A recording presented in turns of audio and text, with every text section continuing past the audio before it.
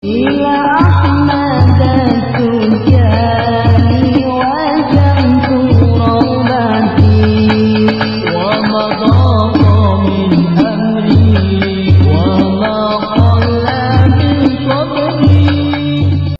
Para pemirsa rahimakumullah, ketika kami mengadakan kajian di Mojosari beberapa hari yang lalu, pada malam Sabtu yang lalu, ada pertanyaan dari Ikhwan Surabaya, yaitu Saudara Mahmud. Ya, kenapa kok tidak boleh wadifah di rumah? Kan intinya orang baca wadifah termasuk juga di dalamnya ada Jawharatul Kamal. Ya, maka Allah menurunkan rahmat sehingga ya dia berpikir, ya gimana kok nyambung dengan pemikiran dia, kok malah dilarang wadifah di rumah-rumah. Para pemirsa rahimakumullah, dalam hal ini ada beberapa hal yang penting kita renungkan bersama. Thariqah itu di samping ada fikih, ada juga adab. Kenapa kok tidak boleh berjamaah di rumah-rumah? Karena secara fikih yang namanya ijtima di sini laki-laki, ya, dalam jumlah lebih dari satu. Di rumah, di mana rumah tersebut tempat keluarga ada perempuan baik istri maupun anak-anak. Dalam fikih Islam, ajnabi, ya, orang bukan mahramnya. Jadi bukan mahram artinya haram nikah. Bapak dengan anak, anak dengan orang tua, saudara dengan saudara kandung. Lah ini kan dilarang menikah. Nah, jadi yang mahram boleh bertemu. Boleh, ya, artinya bergaul dalam satu rumah. Tapi kalau sudah ghairu mahram, ya, atau ajnabi, ini dalam hukum Islam tidak dibenarkan, ya, bertemu dan santai-santai dalam satu lingkungan yang sangat terbatas, yang namanya rumah terbatas. Karena dalam Islam saudara sepupu itu sudah boleh menikah. Sehingga ya secara hukum andaikan ada kecocokan, ada ya birahi antar mereka, dinikahkan boleh. Yang tidak boleh saudara kandung. Nah, sementara orang berjamaah wadifah, para ikhwan ini ya bukan saudara, bukan apa-apa. Dan di rumah tempat, ya, tempat apa yang ditempati wadifah keliling itu minimal ada perempuan yang sudah punya suami. Di mana perempuan yang sudah punya suami, termasuk juga yang belum punya suami, tidak dibenarkan mukhalid dengan laki-laki yang bukan mahramnya atau bukan keluarganya, termasuk bukan suaminya. Ini alasan pertama, ya, secara hukum fikih seperti itu.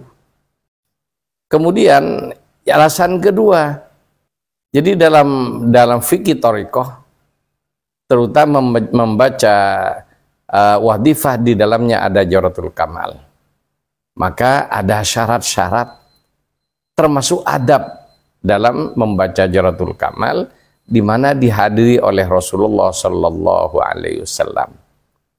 Oleh karena itu, karena ada syarat-syarat, diantaranya tempatnya harus luas, minimal cukup 7 orang. Yang kedua adalah suci, di mana rumah atau ruang tamu, apalagi punya anak kecil, tidak terjamin kesuciannya. Oh, belum punya anak kecil, oke. Kalau yang belum punya anak kecil dibolehkan, nanti yang punya anak kecil berusaha nanti, ya gimana agar supaya ruang tamunya bersih suci, oke. Akhirnya yaitu tadi, wadifah nanti bukan di zawiyah, tapi di ruang-ruang tamu. Kemudian alasan ketiga, wadifah ini dikenal juga dengan di samping disebut wirid ziarah kepada Rasulullah Sallallahu Alaihi Wasallam dengan baca Jawharatul Kamal.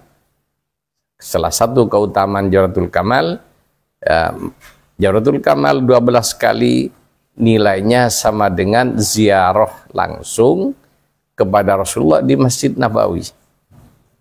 Kemudian Nabi menghadiri majelis wadifah, terutama sejak bacaan Jawharatul Kamal ke-7. Jadi ini permasalahannya, kenapa kok tidak boleh di rumah-rumah? Kenapa? Yaitu tadi, ya, yang namanya rumah sangat terbatas. Satu, ya, ada laki perempuan yang suaminya oke, atau dengan saudaranya oke, tapi ada laki-laki lain yang datang yang bukan apa-apa. Lah, ini dalam hukum Islam tidak dibenarkan. Sehingga kalau saya pengalaman di Saudi, orang bertamu ke rumah teman yang bukan keluarganya itu tidak diterima di ruang tamu. Andai pun diterima di ruang tamu terputus dengan ruang keluarga, sehingga tidak ada kedengaran suara perempuan di situ. Jangankan lewatnya, kelebetnya suaranya aja tidak ada. Sehingga ruang tamu, jadi yang digunakan untuk menerima tamu, itu ruangan khusus memang untuk ajnabi, untuk orang luar. Jadi kalau rumah kita orang Indonesia, ini kan ruang tamu dengan ruang tengah, dengan ruang makan, ini nyambung. Sehingga ya kalau ada wadifah dibaca di situ, nanti ya kegiatan rumah tangga di situ akan terganggu dengan wadifah tersebut. Dan banyak hal yang lain, pertimbangan-pertimbangan. Kenapa? Karena ini melibatkan banyak orang. Ya, dalam Islam hubungan laki perempuan ini ada batasan-batasan yang ketat.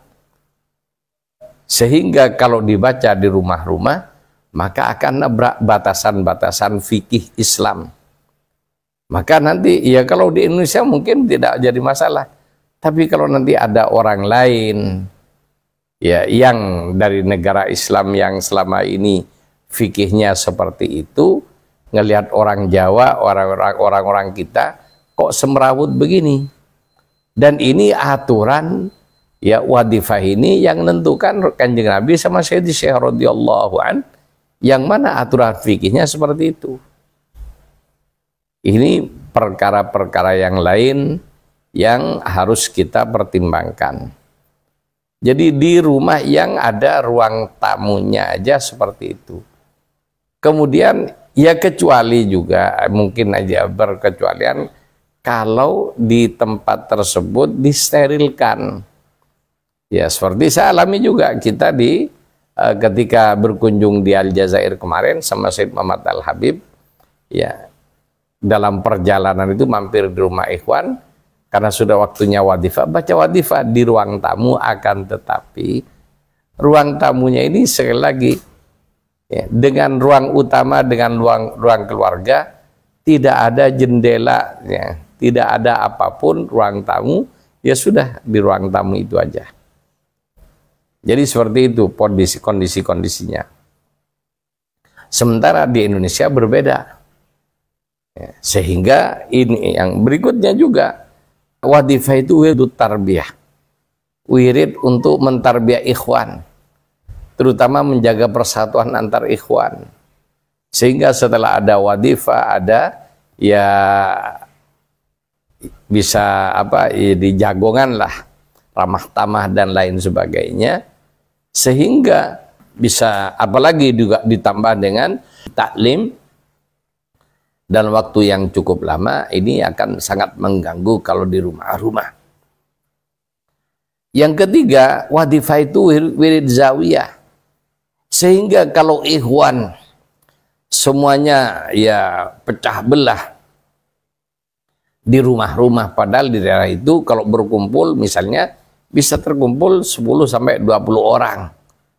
Lalu kalau nanti terpecah di rumah-rumah 2 orang, 3 orang, maka nanti zawiyah tidak ada fungsinya. Jadi untuk apa bikin zawiyah kalau tidak digunakan untuk wadifah? Jadi wadifah di zawiyah itu kalau di Maroko 3 kali. Setelah subuh, setelah asar, dan setelah maghrib. Lalu kalau sudah di rumah-rumah, ya berarti zawiyah tidak akan dipakai zikir tiap harinya.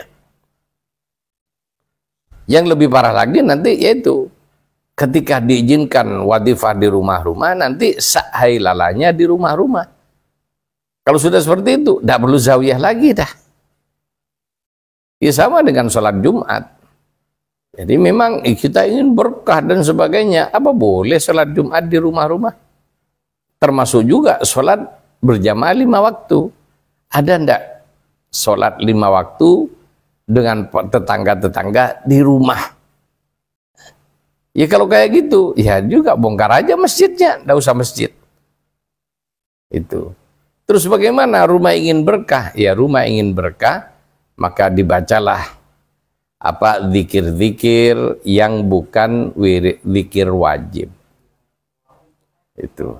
Jadi andaikan di Indonesia mau ngadakan acara dari rumah ke rumah, jangan pakai zikir wajib, pakailah kayak manakib dan lain sebagainya. Itu tidak masalah. Karena kalau zikir sunnah tidak ada syarat-syarat yang mengikat. Berbeda dengan wadifah yang hukumnya wajib, maka ada syarat-syarat mengikat dengan wadifah tersebut, di mana kita harus memperhatikan syarat-syarat tersebut. Dan kita ya bukan hanya memperhatikan, melaksanakan wadifah sesuai dengan syarat-syaratnya. Kemudian bagaimana kita ingin keberkahan? Kan ini Bapak kata Mas Mahmud dari Surabaya, ini kok ganjel saya Kiai di hati saya. Ini kan namanya wadifah itu ya, di situ ada ya turunnya rahmat dan lain sebagainya. Yaitu tadi, segala sesuatu ini ada kegunaannya, termasuk juga ada SOP-nya. Jadi bukan tidak boleh rumah kita ingin berkah. Ya, yang pertama, Ikhwan Tijani dengan baiatnya kepada Syekh radhiyallahu an, dan ketika dia istiqomah membaca wirid lazim pagi sore dan wadifah di zawiyah serta hailala di zawiyah, maka yang bersangkutan itu sudah menjadi orang yang kesana kemari membawa cahaya rahmat Allah Subhanahu wa taala, membawa cahaya keberkahan masuk rumah, rumahnya berkah. Tinggal di rumah, rumahnya berkah, tidak harus keberkahan itu ditempati perkara-perkara yang sifatnya wajib dan ijtimai. Jadi harus berjamaah. Tidak. Cukup ketika kita sudah melaksanakan thariqah sesuai dengan SOP-nya, maka keberkahan akan sampai kepada kita.